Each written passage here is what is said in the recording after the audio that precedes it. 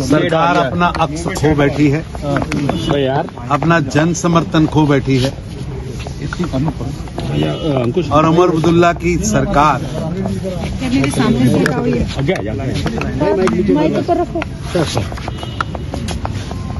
बदला व बदलाखोरी की राजनीति कर रही है। जनता के किए हुए वादे उन्हें भूल चुके हैं। आज जम्मू कश्मीर बिजली क्राइसिस, पानी क्राइसिस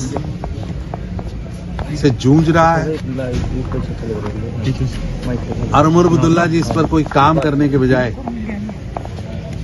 केवल व केवल शेख चिल्लियां बयां कर रहे हैं। सर, जो आज मैं अभी अखबार पढ़ रहा था, कांग्रेस पार्टी जिसने आजादी से पहले,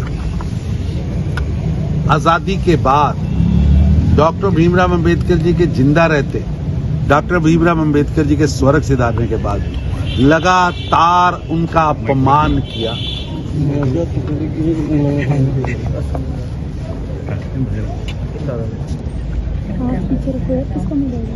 उनके विचारों का विरोध किया,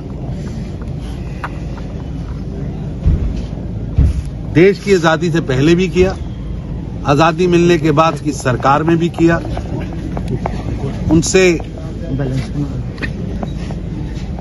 जबरन इस्तीफा लिया गया और अगर आप उनका इस्तीफा पढ़े तो आपको स्पष्ट होगा कि पंडित नेहरू की मानसिकता पूज्य डॉक्टर भीमराव अंबेडकर जी के कितनी खिलाफ थी। आप उस पत्र को अगर देखें, जो पत्र उन्होंने, जो पत्र देश के पहले प्रधानमंत्री और कांग्रेस के अध्यक्ष पंडित नेहरू जी ने देश के मुख्यमंत्री को आरक्षण के खिलाफ लिखा।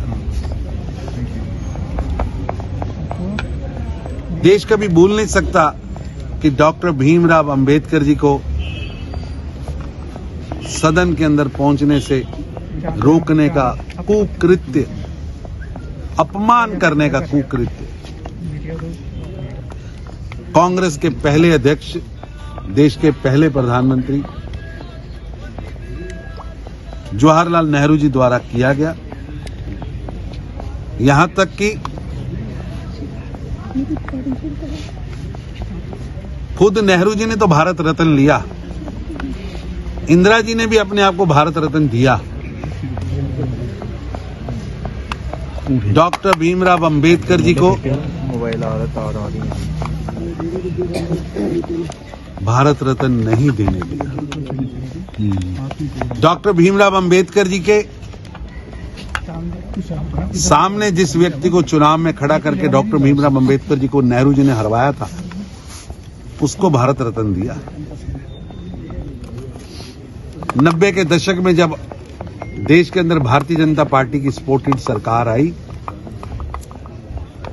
तब 40 साल बाद, लगभग 40 साल बाद पूज्य डॉक्टर भीमराव अंबेडकर जी को भारत रत्न मिला। आज ये कांग्रेस के लोग घड़ियाली आंसू बहा रहे हैं। मैं पूछना चाहता हूं राहुल गांधी जी से कि उनके पिता श्री राजीव गांधी जी ने देश की सदन के अंदर आरक्षण का विरोध नहीं किया, वंचितों का आरक्षण देने की बात का विरोध नहीं किया, मंडल कमीशन का विरोध नहीं किया।